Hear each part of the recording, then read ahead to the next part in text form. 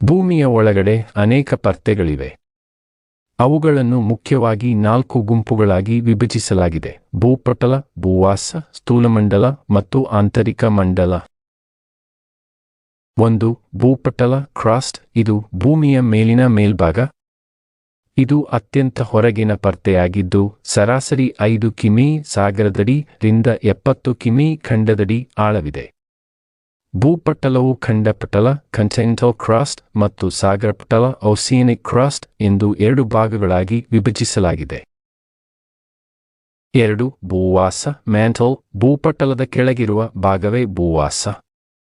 ಇದರ ಆಳ ಸುಮಾರು 2900 ಕಿಮಿ.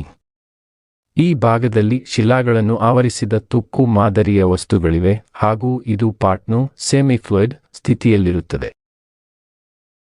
3. ಸ್ಥೂಲಮಂಡಲ ಔಟರ್ ಕೋರ್. ಭೂವಾಸದ ಕೆಳಗಿರುವ ಈ ಭಾಗವು ಸುಮಾರು 2200 ಕಿಮಿ ಆಳವಿರುತ್ತದೆ. ಇದು ಲೋಹದಂತಹ, ಮುಖ್ಯವಾಗಿ ಲೋಹ ಮತ್ತು ನಿಕಲ್ ದ್ರವವಸ್ತುಗಳಿಂದ ನಿರ್ಮಿತವಾಗಿದೆ. 4. ಆಂತರಿಕ ಮಂಡಲ ಇನ್ನರ್ ಕೋರ್. ಭೂಮಿಯ ಅತ್ಯಂತ ಒಳಗಿನ ಭಾಗ. ಇದರ ಆಳ ಸುಮಾರು 1200 ಕಿಮಿ.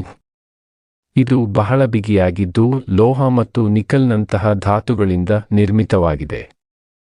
ಆಂತರಿಕ ಮಂಡಲವು ಬಹಳ ಉಷ್ಣವಾಗಿದ್ದು ತಾಪಮಾನ ಸುಮಾರು 5000-7000 ಡಿಗ್ರಿ ಸೆಲ್ಸಿಯಸ್ ಆಗಿರುತ್ತದೆ.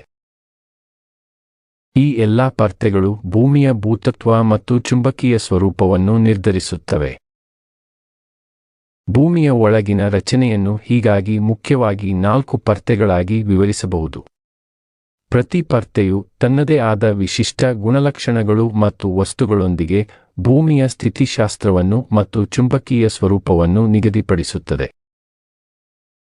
ಭೂಪಟಲ ಕ್ರಾಸ್ಟ್. ಖಂಡಪಟಲ ಕಂಟಿನೆಂಟಲ್ ಕ್ರಾಸ್ಟ್. ಇದನ್ನು ಸರಾಸರಿ 35-70 ಕಿಮಿ ಆಳವಿರುವುದು. ಇದು ಬಹಳಷ್ಟು ಗ್ರಾನೈಟ್, ಬ್ಯಾಲ್ಸಾಲ್ ಮತ್ತು ಗ್ನೈಸ್ ಶಿಲೆಗಳೊಂದಿಗೆ ರಚಿಸಲಾಗಿದ್ದು ತೀವ್ರ ಶಿಲಾಲೋಚನೆಗಳಿಂದ ನಿರ್ಮಾಣವಾಗಿದೆ. ಸಾಗರಪಟಲ ಓಸಿಯಾನಿಕ್ ಕ್ರಾಸ್ಟ್. ಇದು ಸರಾಸರಿ 5-10 ಕಿಮಿ ಆಳವಿರುವುದು. ಇದು ಬಾಸಾಲ್ಟ್ ಶಿಲೆಗಳೊಂದಿಗೆ ಬಹುಭಾಗವಾಗಿ ನಿರ್ಮಿತವಾಗಿದೆ. ಇದು ದ್ರುತಗತಿಯಲ್ಲಿರುವ ಶಿಲಾಪರಿವರ್ತನಾತ್ಮಕ ಭಾಗವಾಗಿದೆ. ಭೂವಾಸ ಮ್ಯಾಂಟಲ್. ಅವಧಾರಣಿಕ ಮ್ಯಾಂಟಲ್. ಇದು ಪಟಲದ ಕೆಳಗಿರುವ ಭಾಗ ಮತ್ತು ಪೃಥ್ವಿಯ 84% ದ್ರವ್ಯವನ್ನು ಹೊಂದಿದೆ.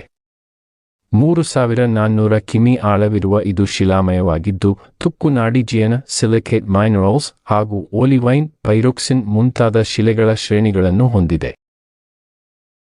ಅಸ್ಥೆನೋಸ್ಫಿಯರ್.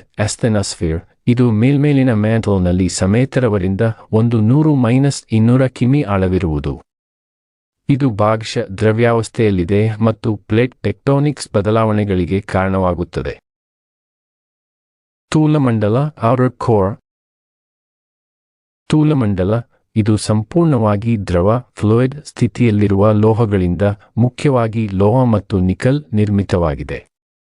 ಇದರ ದ್ರವ ಪದಾರ್ಥ ಭೂಮಿಯ ಚುಂಬಕೀಯ ಕ್ಷೇತ್ರವನ್ನು ಸೃಷ್ಟಿಸಲು ಪ್ರಮುಖ ಪಾತ್ರ ವಹಿಸುತ್ತದೆ.